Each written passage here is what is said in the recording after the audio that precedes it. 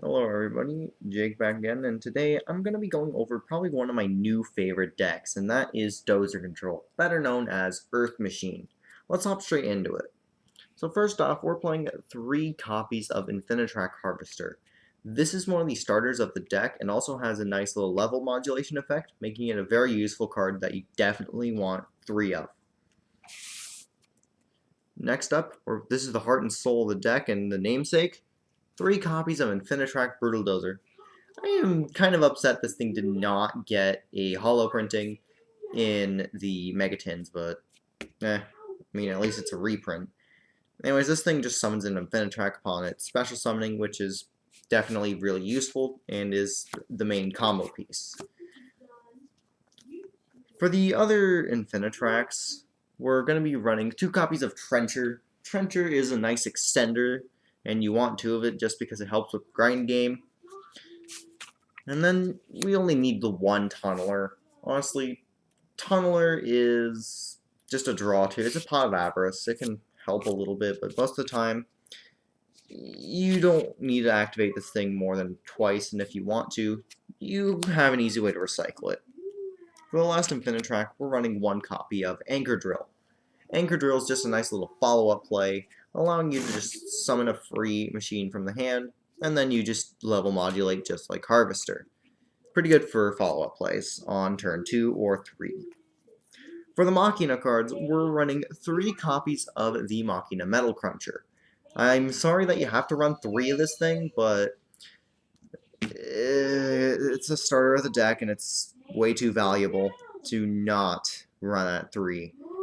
It can be a good starter, but it can also give you some extension plays too if you already have your Brutal Dozer in hand. Next up, we run 2 copies of the Machina Fortress. This is an amazing extender, and it also punishes your opponent for breaking apart your board. And it's not once per turn, just remember that. And then for the last Machina we run in the main deck, we have the Machina Citadel. Probably one of the most powerful cards in this deck, capable of destroying all your opponent's monsters who have 3,000 or less attack points. Definitely pretty good. Not to mention, it can revive itself. For the trains, we run 2 copies of Crane, because Crane is a nice extender and helps chain block. And then for the last train, we run 1 copy of Bullet Train. This thing is a really nice card for our resource loop, and usually we just want to search it because it doesn't chain block like Crane does. For the final monster in this deck, we're playing 1 copy of Ancient Gearbox. Ancient Gearbox is definitely something you don't want to draw, but it's not the end of the world if you do draw it, as long as you have a starter in hand, because then you can just basically do a different variation of the combo. I hate doing it, but at least you can still play when you draw it. And that rounds off the monsters. Again, sorry if this is going to have to make you break the bank a little. I got these when they were cheap, but 3 copies of Heavy Forward. Again, it's a starter for the deck, and you need 3 of it. And so you have no other. If you're on a budget, I don't know if you'll be able to get this unless they get reprinted in the tins, because they're climbing up in price. Because it's an Eternity Code Ultra Rare, just like Machina Metal Cruncher. This card is just absolutely valuable, and you need 3 of it. For the final starter of this deck, we have 3 Machina Redeployment. Thankfully, this card's not too expensive, and is probably one of the most valuable cards in the entire deck, because you get not only just your Metal Cruncher off of this thing, you can get an Overdrive, which is a very good trap card, or you can get a Fortress, which is a nice extender, or if you already have the Fortress in hand, you can grab Citadel. Overall, very good starter, definitely the best in the deck. Then for the last spell, I'm running 2 copies of Dark Ruler No More because I don't have Urgent Schedule. Urgent would definitely be in place of these Dark Rulers, but I don't have them at the moment. I'll definitely update my profile later. For the trap cards, we're running 3 copies of Trap Trick. Trap Trick is something that you use because it's pretty versatile of a card. There's a lot of normal traps we run in this deck, so I really think that's a nice card for consistency. Next up, we're running 3 copies of the Machina Overdrive. Overdrive is definitely a great card just because it gets you Citadel, whether it's in the deck or in the graveyard. summons one of your Machinas, and it has a nice graveyard effect to bring back some of your banished machines or summon the graveyard, but you're probably going to use this for banished ones, such as your Tunneler or your Trenchers, and then you draw one. So, pretty useful. Probably one of the most powerful trap cards in the deck. 2 copies of Torrential Tribute. You could take out a Trap Trick for a 3rd copy of this, and you can take out just all 3 Trap Trick for the 3rd copies of some of the other traps. This is definitely really good. We don't mind our board being destroyed, so this thing's just overall pretty good.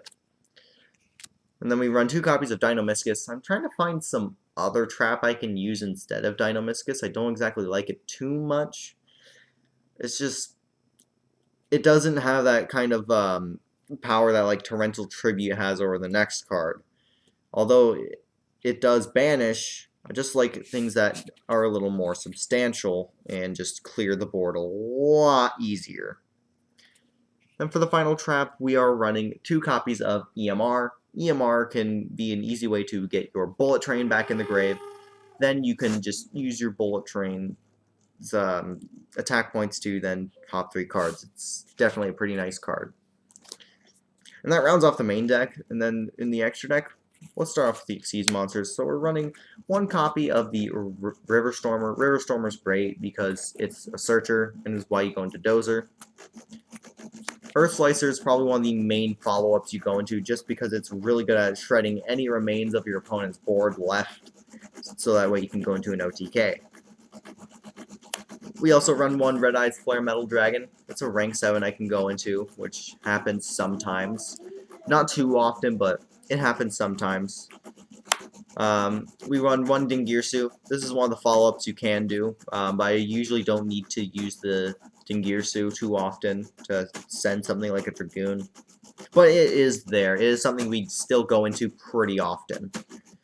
Then this is something I need to find something to replace this that's not like just so expensive. Hyperton. This card does basically nothing in our deck. We never go into this thing. It's just a rank 9. And it's taking space in my extra deck. Because we don't need negates. Then for the last kind of generic of the Xyz monsters, we run the 1 Phantom Fortress Enter Blathnir. Most people run this because of the hand ripping. I like it because it can remove threats in the grave, and it's definitely a little less pricey than using the Dinomischus. For the rank 10 package, the train package, we have the 1 copy of Super Dora, because Super Dora is amazing. Just being able to protect some of your cards, as well as detaching Derricrane is amazing, because then you can turn your Dora into an interruption. The 1 copy of Gustav Max. You usually only go into this when you're ready to close out the game. It's not as useful as Dora most of the time, and you don't go into it too often, but you still go into it when you want to end the game. Then we have the 1 copy of Lieb. Lieb is just, it's amazing. It's just so good. Just going into a 6k beater that can attack all your opponent's monsters, as long as it's got a lot of Xyz material, which is not too hard. You have cards like Goliath and Heavy Forward in the deck to easily get more materials on this thing, so it's definitely going to OTK if it goes on the field. You use it to end the game. And that's it for the Xyz monsters, and now for the links, we run 3 copies of the Infinitrack Goliath. You go into all 3 of these things in your opening combo, which is definitely pretty nice. It also can attach itself to any of your Xyz monsters when it goes to the grave, and if it's a machine monster, it's protected from being destroyed by card effects, which most of our Xyz monsters in the extra deck, except for like 2, are, so that's definitely pretty nice. Next up, I don't know why people aren't doing this more often, because it's actually pretty nice. We're running 2 copies of a double-headed Anger Knuckle. Anger Knuckle's the main card in this deck. It's definitely something that's probably going to get decrowed or like called by. This is definitely going to be something that gets banished ASAP because it's just that good for our grind game. I run 2 of it because of that. Also, there's so many times where I'd rather just link into another double-headed Anger Knuckle and use its revival effect for a train rather than on itself, because you cannot use both of its effects in the same turn. And for the final card in this deck, we're running the 1 copy of Ancient Gear Ballista. I've had a lot of trouble getting this thing. and is the main reason why it took so long to make this. But this thing gets your box, and that's all it really does. It could potentially move heavy forward and help for OTKs, but really you don't use that. You have leave. You don't need to worry about attack points that often. And that rounds off the deck. I really enjoy playing this thing, and I plan on playing more with it and updating it as I get Urgent Schedule and find out what to replace Hyperton with, as well as giving this deck a side deck. Anyways, I will see you next time, and until then, goodbye.